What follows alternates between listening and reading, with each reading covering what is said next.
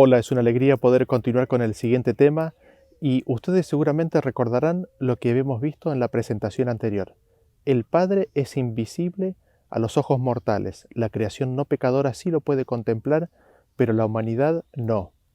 El Hijo de Dios, por otro lado, fue observado, fue visto su rostro antes de la encarnación y luego de su ascensión. Pero, volviendo al Padre, notamos que en el Antiguo Testamento el conocimiento de que a la humanidad no le era posible contemplar a Dios era un conocimiento común.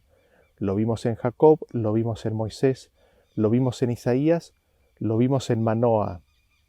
Y lo interesante de todo lo que comentamos y vimos en la presentación anterior era de que hubo dos hombres, hubo por lo menos dos hombres, Daniel y Juan, que pudieron contemplar la forma, la silueta de el Padre.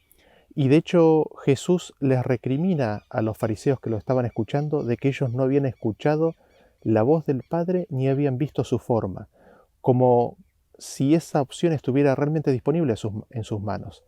Y de hecho así lo creemos porque Jesús mismo lo asevera. Ahora, dentro de lo que habíamos visto, habíamos también cubierto el hecho de que no se puede ver al Padre por causa de nuestra pecaminosidad. Es nuestro pecado lo que ha ocultado el rostro de nuestro Padre Celestial. En el reproche que Jesús le hace a los fariseos, Él también les reprocha que no escuchan ni creen lo que Moisés escribió. Ellos no siguieron el ejemplo de Moisés ni las pisadas de Moisés. Y me gustaría en el tema de hoy y en el tema de la próxima semana detenerme un poco en la experiencia de Moisés. Y específicamente en lo que se refiere en ver a la persona de Dios, en ver a Dios. La primera referencia que tenemos de Moisés interactuando con Dios es la que encontramos en Éxodo capítulo 3 a partir del versículo 2 en adelante. Nos dice así: Y se le apareció el ángel de Jehová en una llama de fuego en medio de una zarza, y él miró y vio que la zarza ardía en fuego, y la zarza no se consumía. Entonces Moisés dijo: Iré yo ahora y veré esta grande visión. ¿Por qué causa la zarza no se quema? Viendo Jehová que él iba a ver, lo llamó Dios de en medio de la zarza y dijo: Moisés, Moisés. Y él respondió: Heme aquí. Y dijo: No te acerques, quita tu calzado de tus pies, porque el lugar en que tú estás, tierra santa es. Y dijo: Yo soy el Dios de tu padre, Dios de Abraham, Dios de Isaac y Dios de Jacob. Entonces Moisés cubrió su rostro porque tuvo miedo de mirar a Dios. Lo primero que notamos es de que se le apareció el ángel de Jehová en una llama de fuego en medio de la zarza, quien en el versículo 4 es identificado como Dios. Este ángel o mensajero de Dios es Jesús, como el Padre se lo explicó a Moisés posteriormente.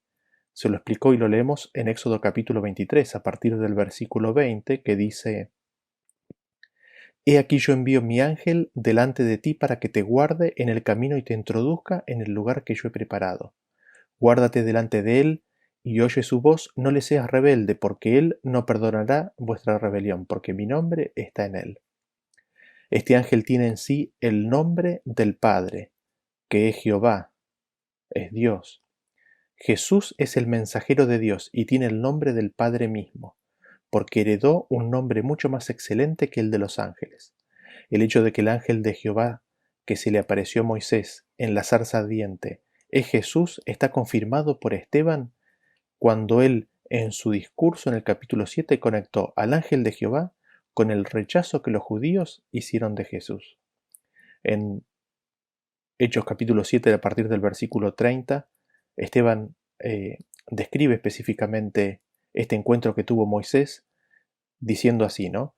Pasados 40 años, un ángel se le apareció en el desierto del monte Sinaí en la llama de fuego de una zarza.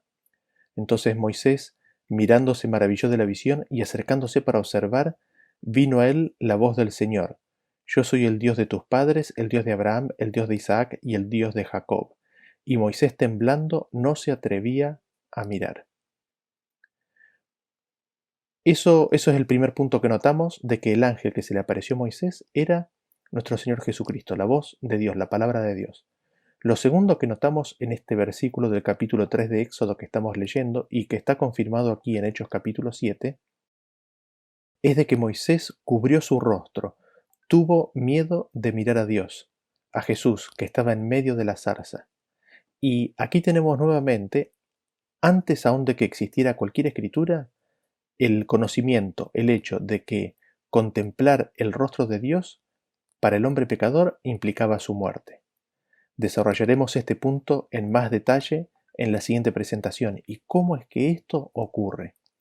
Pero esto lo que nos está diciendo es de que existía un conocimiento transmitido en forma oral desde la antigüedad misma, desde los días de Noé, eh, en el cual se era consciente, se conocía, se sabía que contemplar, mirar el rostro de Dios implicaba la muerte del pecador, que contemplar a Dios implicaba la muerte del pecador.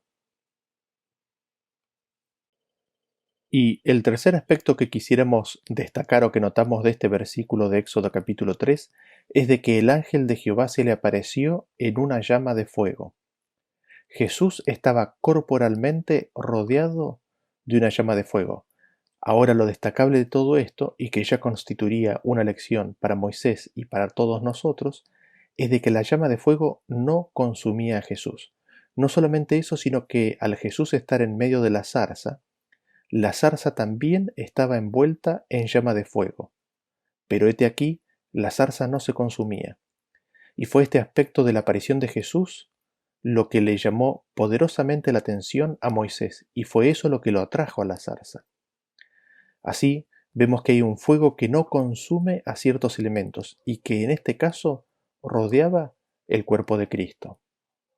Ahora, habiendo Moisés recibido la visitación de Cristo, tuvo fe como para contemplar al que no podía ver.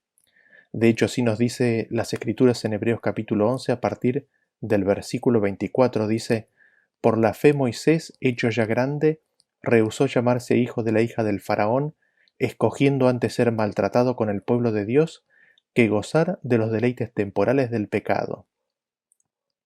Teniendo por mayores riquezas el vituperio de Cristo que los tesoros de los egipcios, porque tenía puesta la mirada en el galardón. Por la fe dejó Egipto, no temiendo la ira del rey, porque se sostuvo como viendo al invisible. Por la fe celebró la Pascua. La fe de Moisés despreció los tesoros de los egipcios, la nación más poderosa del mundo de aquella época. ¿Por qué? Porque él estimó por mayor riqueza los vituperios de Cristo.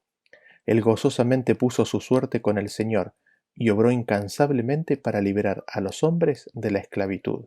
Y esto lo hizo porque se sostuvo como viendo al invisible.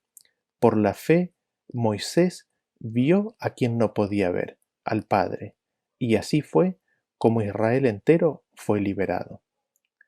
Y en el registro bíblico nosotros leemos de que Moisés fue acercado aún más al Señor.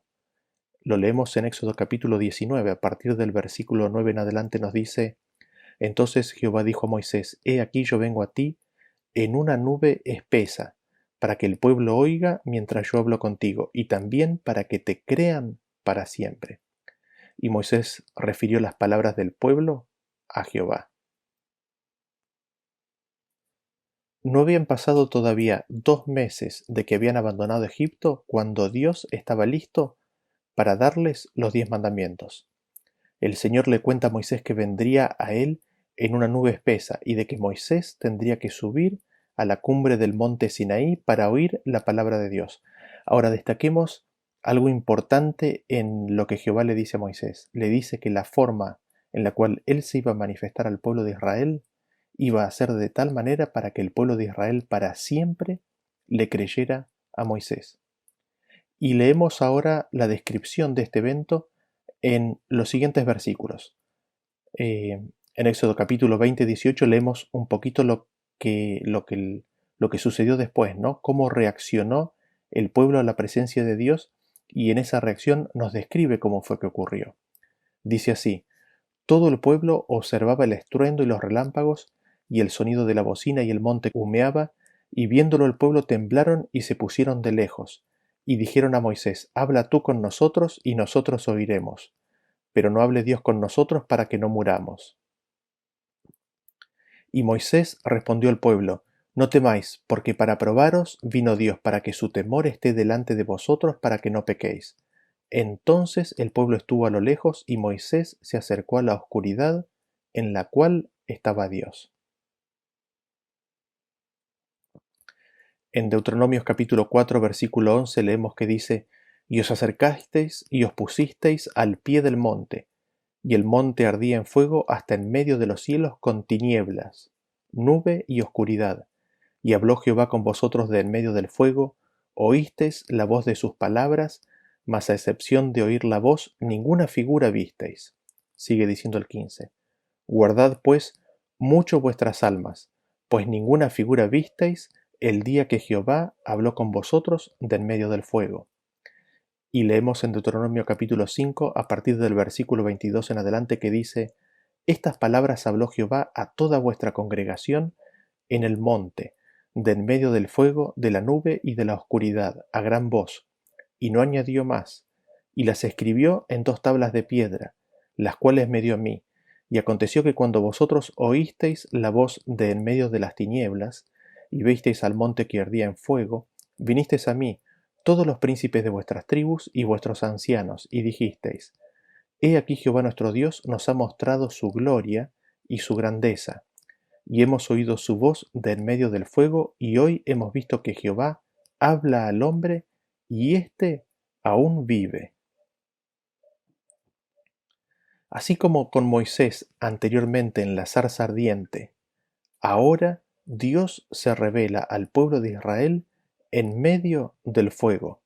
Ellos no vieron ninguna figura, tan solo escucharon la voz, las palabras de Dios, y conocieron que Él les hablaba de en medio del fuego, en medio de las tinieblas.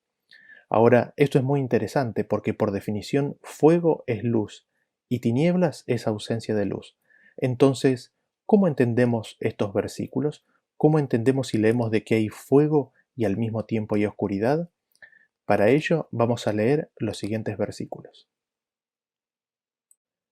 En Primera de Reyes capítulo 8 versículo 11 leemos que dice así: Y los sacerdotes no pudieron permanecer para ministrar por causa de la nube, porque la gloria de Jehová había llenado la casa de Jehová. Entonces dijo Salomón: Jehová ha dicho que él habitaría en la oscuridad.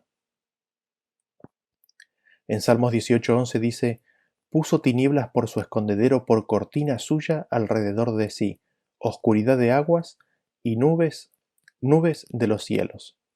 En Salmos 97:2 dice: Nubes y oscuridad alrededor de él, justicia y juicio son el cimiento de su trono, fuego irá delante de él y abrazará a sus enemigos alrededor. Sus relámpagos alumbraron el mundo, la tierra vio y se estremeció. Los montes se derritieron como cera delante de Jehová, delante del Señor de toda la tierra. ¿Cómo leemos y entendemos entonces a todos estos versículos? Mientras que Dios está vestido en sí mismo en fuego, en esa luz inaccesible que nos describía Pablo en Timoteo, Él se esconde en oscuridad para proteger a aquellos que no podrían contemplarlo sin perder la vida, porque es el fuego que lo rodea y que está delante de Él el que abraza a los que se hacen sus enemigos. Porque ese fuego que lo rodea termina devorando a los pecadores. Y por esa razón Dios esconde su presencia, esconde ese fuego, esa llama, en densa nube de oscuridad para que no mueran los pecadores cuando Él se acerca. Eso es lo que nos dice el versículo que recién leímos en Salmos capítulo 97. Dado que el Padre hace todas las cosas por medio del Hijo, tanto el Padre como el Hijo descendieron, ambos en llama de fuego, pero rodeados de densa oscuridad, en la cumbre del monte Sinaí. El Padre le habla la ley a su Hijo, que suena como truenos a los oídos de los hombres, y el Hijo le habla e interactúa con la humanidad. Es así como el Hijo, recibiendo la ley del Padre, la declara, la habla a todo Israel, y este siendo un acontecimiento tan masivo donde millones de personas escuchan los mandamientos, estos vienen a ser sellados en el testimonio de todas estas personas. Cuando Moisés posteriormente les leyó la ley, ellos testificaron que lo que Moisés les leyó respecto de los 10 mandamientos era lo que habían oído. Y leemos en Hechos capítulo 7, a partir del versículo 37 en adelante, que nos dice: Este Moisés es el que le dijo a los hijos de Israel: Profeta os levantará el Señor vuestro Dios de entre vuestros hermanos como a mí. A él oiréis. Este es aquel Moisés que estuvo en la congregación en el desierto con el ángel que le hablaba en el monte Sinaí y con nuestros padres, y que recibió palabras de vida que darnos. En Deuteronomio 5:22 nos dice: Estas palabras habló Jehová a toda vuestra congregación en el monte de en medio del fuego, de la nube y de la oscuridad a gran voz, y no añadió más, y las escribió en 2 tablas de piedra, las cuales me dio a mí. El Señor Jesús habló y no agregó más. Entonces escribió los 10 mandamientos en 2 tablas de piedra y se las entregó a Moisés. Esteban, lleno del Espíritu Santo, declara 2 cosas interesantes en el versículo que recién leímos de Hechos 7. La primera es identificando al ángel o mensajero de Jehová con el profeta que Dios le prometió al pueblo de Israel. Este profeta sería como Moisés y a él tenían que oír. Y en segundo lugar, destacamos que este profeta, este ángel o mensajero, es decir, Jesucristo, fue el que les habló palabras de vida y que recibió palabras de vida para darnos a todos nosotros. Estas palabras de vida son las palabras habladas, es decir, los 10 mandamientos. Por eso Jesús después, en Juan capítulo 12:50 nos dice: Y sé que su mandamiento es vida eterna. Así pues, lo que yo hablo, lo hablo como el Padre me lo ha dicho. El mandamiento, el Padre se lo dio al Hijo, quien lo habla y lo comunica a la humanidad. Y Cristo declara que Él sabe que el mandamiento de Dios es vida eterna. Así la palabra atesorada, recibida en el corazón, la ley de Dios grabada en el corazón por el Espíritu Santo, viene a ser palabra de vida eterna, palabras de vida. Esas palabras de vida fue las que el ángel le dio al pueblo de Israel, le dio a Moisés. Encontramos confirmación adicional de que el Padre y el Hijo estuvieron en el monte Sinaí dando la ley en Gálatas capítulo 3 a partir del versículo 19. Dice: Entonces, ¿para qué sirve la ley? Fue añadida a causa de las transgresiones, hasta que viniese la simiente a quien fue hecha la promesa, y fue ordenada por medio de ángeles en mano de un mediador, y el mediador no lo es de uno solo, pero Dios es uno. Y en 1 de Timoteo 2:5 nos dice: Porque hay un solo Dios y un solo mediador entre Dios y los hombres, Jesucristo hombre. Moisés recibió la ley de mano de un mediador, y esto nos indica, nos señala y declara que el mediador naturalmente entonces era el punto intermedio, señalando de esa manera que el mediador la había recibido de alguien, en este caso del Padre. En el monte Sinaí había un mediador entre Dios y Moisés y la congregación. Dios le dio la ley a Cristo, quien se la dio a Israel y a Moisés. El Padre se la dio a Cristo, quien se la dio a Israel en forma oral y a Moisés en forma escrita sobre tablas de piedra. Ahora, habiendo entonces establecido estos puntos, y quizás destacando el hecho de que el Padre y el Hijo se acercaron al monte Sinaí, rodeados en fuego, en llama de fuego, pero al mismo tiempo esta llama de fuego, su gloria, rodeada de oscuridad, notamos que hay otro momento en la historia en la cual densas tinieblas, densa oscuridad cubrió la tierra. Lo leemos en Mateo capítulo 27, a partir del versículo 45, dice: Y desde la hora sexta hubo tinieblas sobre toda la tierra hasta la hora novena. Esta es la hora de la agonía de Cristo, y habíamos leído en una presentación anterior el Salmos 18, el cual es una referencia a la crucifixión. Vamos a leerlo nuevamente, pero haciéndose énfasis ahora en el punto particular de la crucifixión de Cristo y la oscuridad. Noten ustedes lo que dice a partir del versículo 6. Dice así: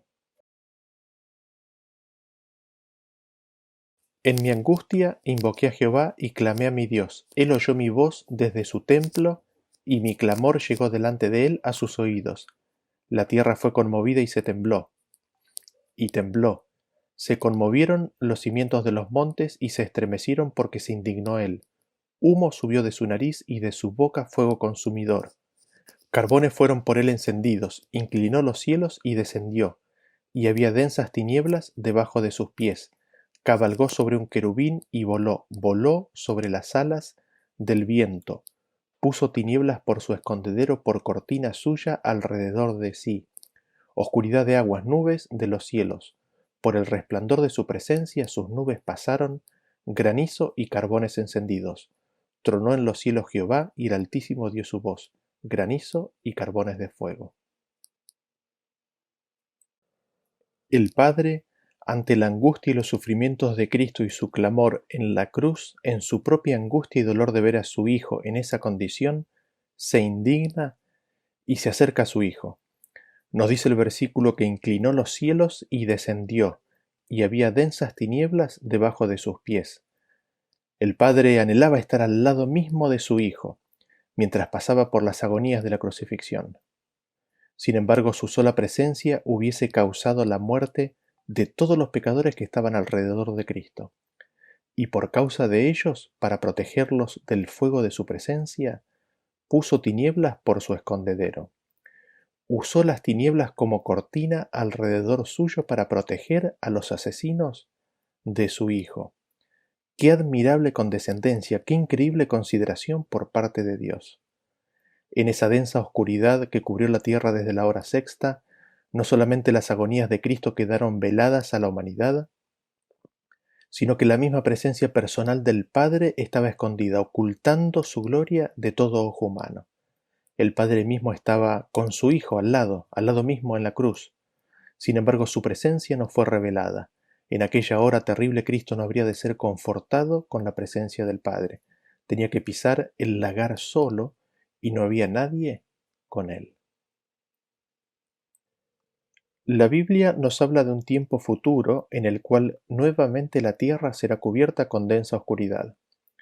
En Apocalipsis 16:10 nos dice: el quinto ángel derramó su copa sobre el trono de la bestia, y su reino se cubrió de tinieblas, y mordían de dolor sus lenguas. Será un tiempo de angustia cual nunca hubo sobre la tierra, ni jamás habrá. Como el pueblo de Dios habrá sido sellado con el Espíritu Santo de Dios, enfrentará la angustia de Jacob. Dios en ese momento no podrá revelar su gloria. Sin embargo, su presencia quedará oculta por la oscuridad, al estar Él al lado mismo de sus hijos que sufren tanta angustia y agonía. Que Dios sea nuestra fortaleza y refugio, y que podamos ver la presencia del invisible en la oscuridad de aquel día. Ahora, habiendo visto brevemente cómo la ley de Dios fue dada y declarada, entremos un poco más en el detalle relacionado con el hecho de que hubiese significado la muerte para el pueblo de Dios, para el pueblo de Israel, contemplar a Dios, y por tal razón Él se escondió en la oscuridad. Leamos el detalle de cómo se inicia esta interacción entre Dios y el pueblo de Israel. En Éxodo capítulo 19 a partir del versículo 3 nos dice: y Moisés subió a Dios, y Jehová lo llamó desde el monte, diciendo: así dirás a la casa de Jacob, y anunciarás a los hijos de Israel: vosotros visteis lo que hice a los egipcios, y cómo os tomé sobre alas de águilas, y os he traído a mí. Ahora pues, si diereis oído a mi voz, y guardareis mi pacto, vosotros seréis mi especial tesoro sobre todos los pueblos, porque mía es toda la tierra. Y vosotros me seréis un reino de sacerdotes y gente santa. Estas son las palabras que dirás a los hijos de Israel. Entonces vino Moisés y llamó a los ancianos del pueblo y expuso en presencia de ellos todas estas palabras que Jehová le había mandado. Dios llama a Moisés y le da sus promesas, diciéndole que si el pueblo oye la voz de Dios y guarda su pacto, es decir, el pacto de Dios, es decir, los 10 mandamientos que pronuncia luego, entonces Dios haría que ellos sean su especial tesoro.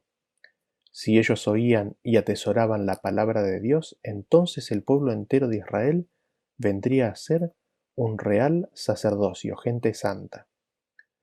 Moisés desciende del monte Sinaí y les declara las palabras de Dios.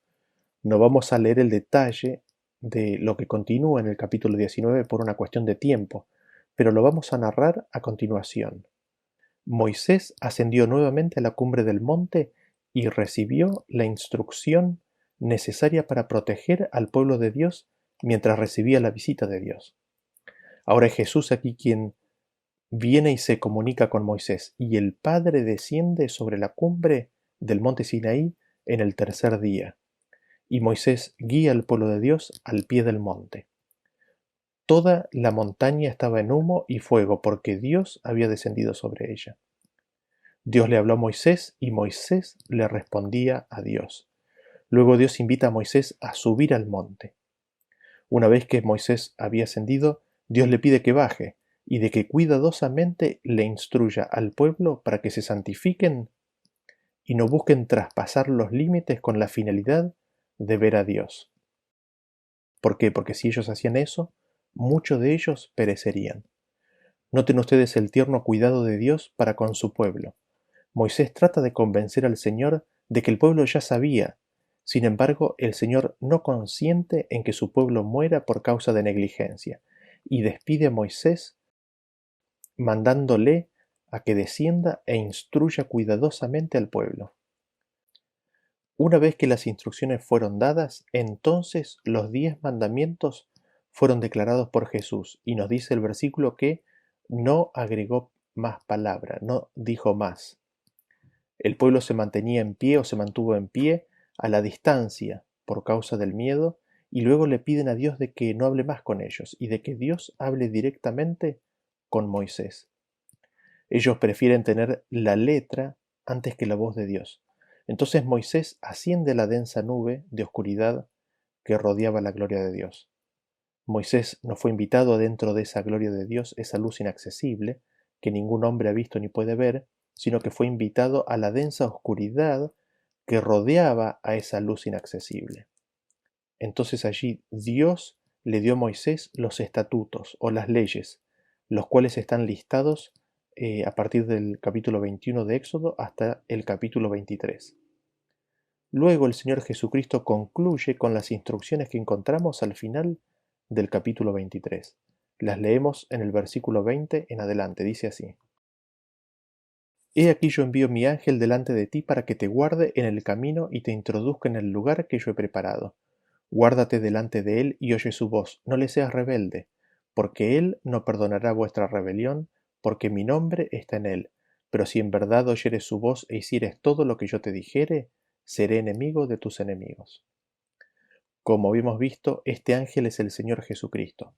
Una columna de nube de día y de fuego de noche se cernía sobre Israel, señalándoles la presencia de Cristo. Mientras que había distintos símbolos que señalaban su presencia, como el cordero pascual, el agua que fluía de la roca y el maná, su misma presencia personal estaba con ellos, y Cristo les fue presentado desde Egipto mismo como el único canal de bendición, como el mediador del pacto. Jesús los guardaría en el camino para introducirlos en el lugar que Dios les había preparado. Noten cuidadosamente, la invitación es de que cuidemos, a de que seamos considerados, a que seamos cuidadosos con el rostro o la presencia de Cristo. Ese término traducido allí como delante de Él en el idioma original hebreo es ante su rostro o ante su presencia. La apelación es a que no tan solo cuidemos su presencia o rostro, sino de que escuchemos su voz. Así es como está definida la entrada en las promesas de Dios, cuidando y escuchando la voz de Cristo y cuidando y guardando su presencia, su rostro. El versículo continúa diciendo: no le seas rebelde. Si buscamos la palabra en el diccionario, encontramos que es la palabra 4843 del diccionario Strong, es la palabra marar, que significa propiamente dicho gotear, ser en el sentido de hacer causar amargo o amargura, afligir amargamente, amargar, amargo, enfurecer. El versículo nos está diciendo que no lo hagas gotear, es decir, no lo hagas llorar, no lo hagas sentir triste, no lo amargues, no hagas llorar amargamente a Cristo. Así cobra mucho mayor significancia la apelación de cuidar su rostro, cuidar su presencia. De hecho, esta palabra que estamos considerando aquí ha sido también traducida hablando justamente de Cristo de la siguiente manera en Isaías 22:4. Por esto dije, dejadme, lloraré amargamente, no os afanéis por consolarme de la destrucción de la hija de mi pueblo. Este lloraré amargamente es exactamente esta misma palabra que estamos analizando aquí y que se traduce como no le seas rebelde o rebelde en este texto de Éxodo 23. El Señor aquí nos está diciendo de que llorará amargamente por la destrucción de la hija de su pueblo en Isaías 22. La palabra que estábamos analizando en Éxodo, que ha sido traducida como seas rebelde, ha sido traducida como lloraré amargamente en este caso. El versículo de Éxodo dice que no hagamos llorar a Cristo, y sigue diciendo, porque Él no perdonará vuestra rebelión. La palabra perdonar, mirando su significado, tiene una variedad de sentidos. Es la palabra que en el diccionario Strong es la número 5375, nasá, y significa elevar en una gran variedad de aplicaciones en sentidos literales como figurados. Y vemos que primariamente significa elevar tanto literalmente como figurativamente. Significa llevar, acarrear, y dice que Él no llevará, no levantará, no acarreará más sus rebeliones. Es decir, consolidando lo que venimos diciendo de este texto, la apelación que Dios nos hace es a que cuidemos el rostro de Cristo, a que cuidemos su presencia. ¿Por qué? Porque si no, Él llorará, que no lo hagamos llorar, porque si lo hacemos llorar, Él nos llevará más nuestras transgresiones, nos llevará más nuestras rebeliones. Y nosotros encontramos este concepto en otros versículos de la Biblia. En Éxodo capítulo 19, a partir del versículo 4, lo leímos recién, Dios dice, vosotros visteis lo que hice a los egipcios y cómo os tomé sobre alas de águila y os he traído a mí. En Deuteronomio capítulo 1, versículo 31 dice, y en el desierto has visto que Jehová tu Dios te ha traído como trae el hombre a su hijo por todo el camino que habéis andado hasta llegar a este lugar. Y aun con esto no creísteis a Jehová vuestro Dios, quien iba delante de vosotros por el camino para reconoceros el lugar donde habíais de acampar, con fuego de noche para mostraros el camino por donde anduvieseis y con nube de día. Y en Isaías 53:4 dice, ciertamente llevó él nuestras enfermedades, sufrió nuestros dolores, y nosotros le tuvimos por azotado, por herido de Dios y abatido. Dios trajo, llevó al pueblo de Israel que sacó de Egipto como sobre alas de águila. Dios ciertamente trajo, acarreó, llevó a su pueblo. En Salmos capítulo 25 a partir del 18 dice, mira mi aflicción y mi trabajo y perdona todos mis pecados. Aquí la palabra que ha sido traducida como perdón es la misma que venimos analizando como llevar, traer. Y vemos esta misma palabra en Salmos 28, versículo 8 en adelante. Dice, Jehová es la fortaleza de su pueblo y el refugio salvador de su ungido. Salva a tu pueblo y bendice a tu heredad y pastoréalos y susténtales para siempre. Aquí la palabra que ha sido traducida como susténtalos, es decir, mantenerlos con vida para siempre, es esta palabra que significa llevar, levantar, elevar. Y seguimos viendo esta misma palabra en los siguientes versículos. En Salmos capítulo 32, versículo 1 dice, bienaventurado aquel cuya transgresión ha sido perdonada y cubierto su pecado. Y continúa en el versículo 5 diciendo, mi pecado te declaré y no encubrí mi iniquidad, dije confesaré mis transgresiones a Jehová, y tú perdonaste la maldad de mi pecado. Aquí vemos la palabra traducida dos veces, ¿no? Como perdonada o perdón. Esa palabra es la misma palabra que estamos considerando y que ha sido traducida como llevar, elevar. Y en Isaías 63, 9 encontramos nuevamente esta palabra. Dice, en toda angustia de ellos él fue angustiado, y el ángel de su faz los salvó, en su amor y en su clemencia los redimió y los trajo, y los levantó todos los días de la antigüedad, los levantó. Ahí encontramos nuevamente esta palabra. En resumen, ¿cuál es la apelación que Dios le está haciendo al pueblo de Israel respecto de Jesús? Dios llama al pueblo a que escuche la voz de Jesús, a que presten atención y cuiden su rostro y presencia, porque a pesar de que Él los lleva, Él los acarrea con todas sus aflicciones, con todos sus pecados, con todas sus debilidades.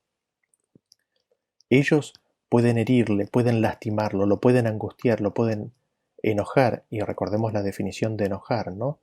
Pueden hacer que llore amargamente, pueden contristar el Espíritu de Cristo.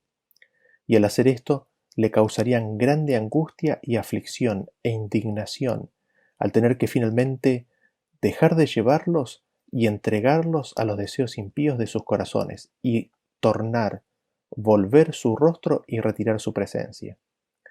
En ese sentido, los israelitas, y también así nosotros, deberíamos pedirle que Él lleve nuestras iniquidades y pecados, porque así es como son cubiertos y perdonados. Esto tan solo puede pasar cuando reconocemos y confesamos nuestros pecados a Él y se los damos a Él, cuando no ocultamos nuestras iniquidades, sino cuando los confesamos y se los entregamos.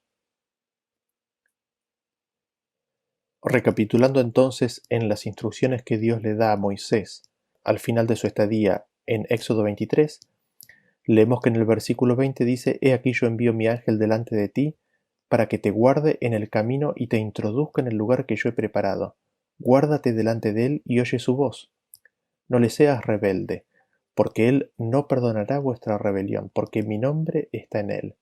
Pero si en verdad oyeres su voz e hicieres todo lo que yo te dijere, seré enemigo de tus enemigos. En Jesús está el nombre de su Padre.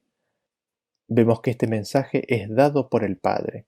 Es el Padre el que da estas palabras, pero es la voz del Hijo.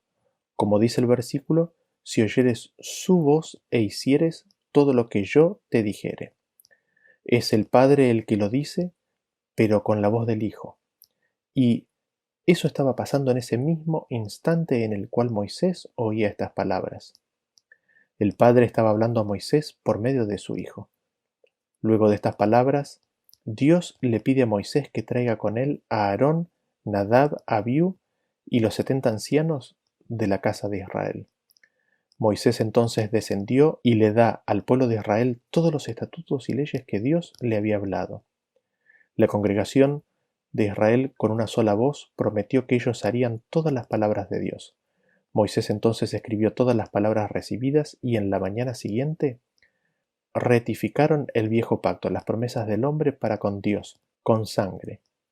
Y nuevamente toda la congregación prometió que sería obediente a todas las palabras de Dios, y que todo lo que el Señor había dicho, ellos harían. De esa manera ellos entran en el primer pacto, o pacto viejo. Entonces el texto nos dice que Moisés, Aarón, Nadab y Abiú, los 70 ancianos, ascendieron a la cumbre del monte Sinaí.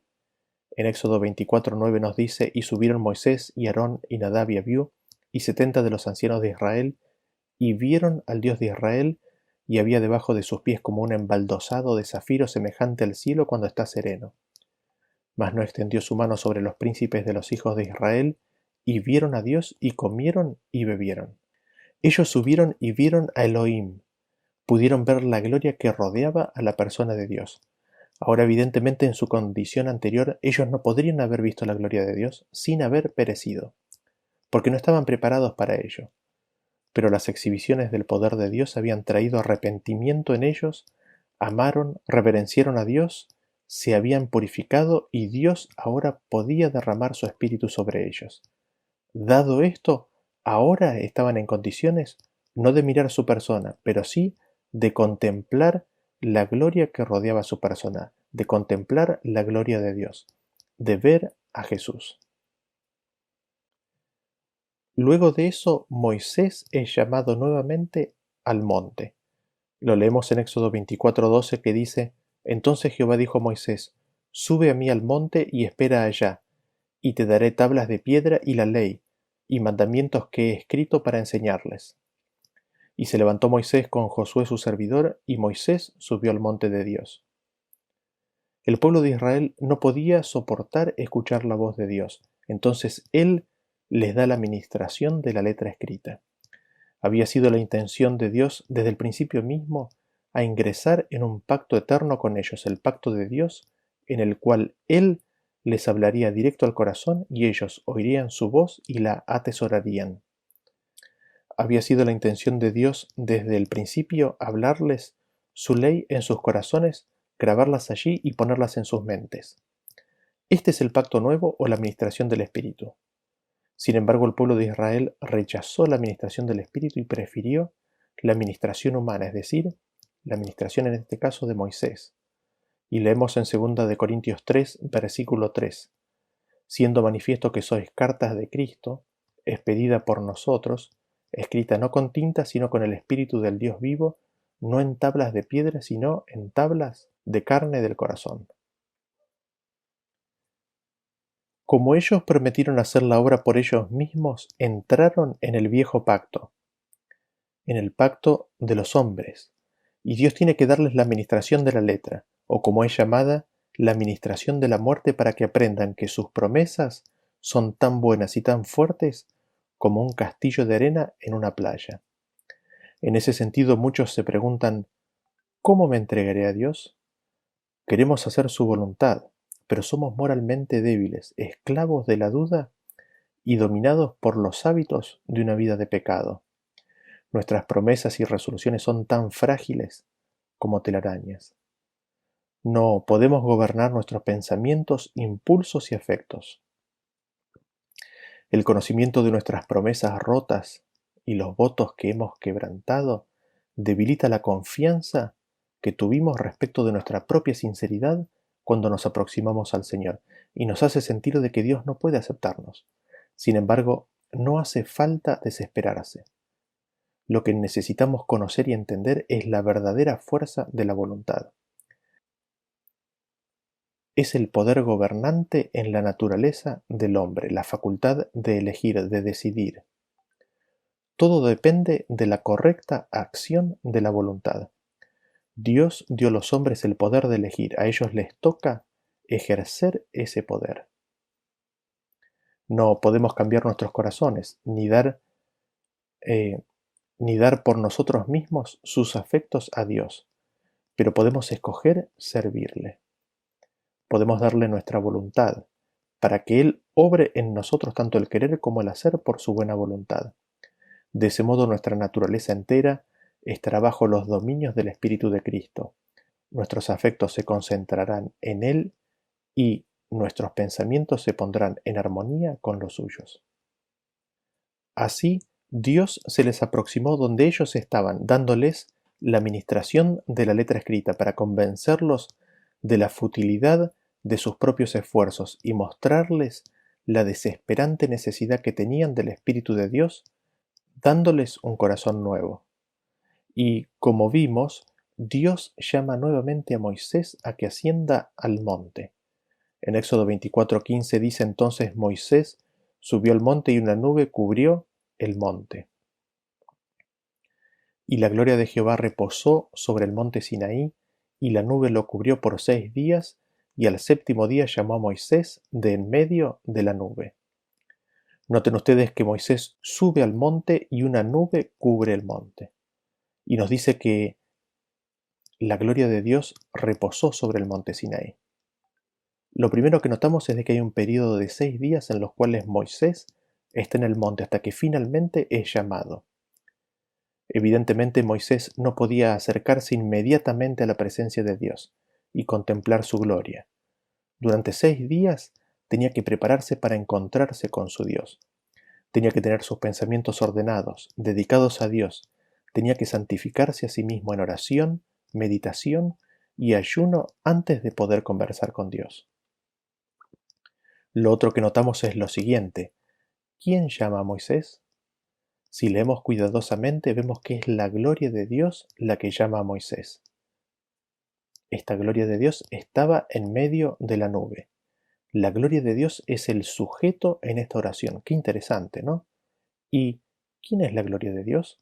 Leemos en Hebreos capítulo 1, versículos 2 y 3, de que el Hijo es el resplandor de la gloria del Padre. El Hijo es el resplandor de la gloria de Jehová, la parte más brillante, la explosión de luz. Jesús, así como es la palabra de Dios, la sabiduría de Dios, el poder de Dios, también es la gloria de Dios. En la persona de Jesús tenemos la mayor explosión de luz, tenemos la totalidad de la gloria de Dios manifestada y revelada. Mirando a Cristo, contemplándolo, vemos la gloria de Dios.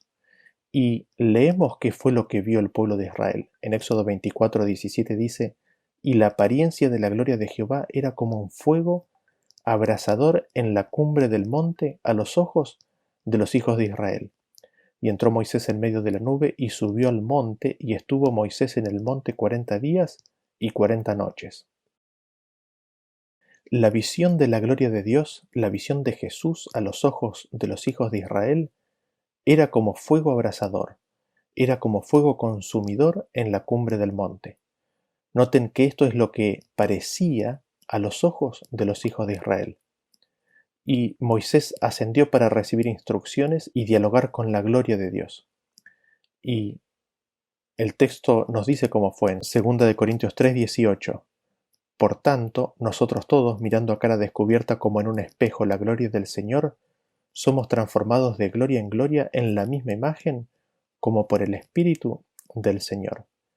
El contexto nos cuenta que Moisés no necesitaba de velo. El que necesitaba de velo era el pueblo de Israel. Moisés, a cara descubierta, contempló la gloria del Señor y fue transformada por ella de gloria en gloria. Pero nos preguntamos, ¿qué es específicamente la gloria de Dios? Sí, recién vimos que es Jesús, pero ¿qué es lo que revela Jesús al revelar la gloria de Dios? ¿Qué es en detalle específico aquello que es la gloria de Dios, que es como fuego consumidor y que causa que el hombre pecador no pueda ver al Padre? Eso intentaremos responder en el próximo tema. Que Dios los bendiga. Nos vemos. Hasta luego.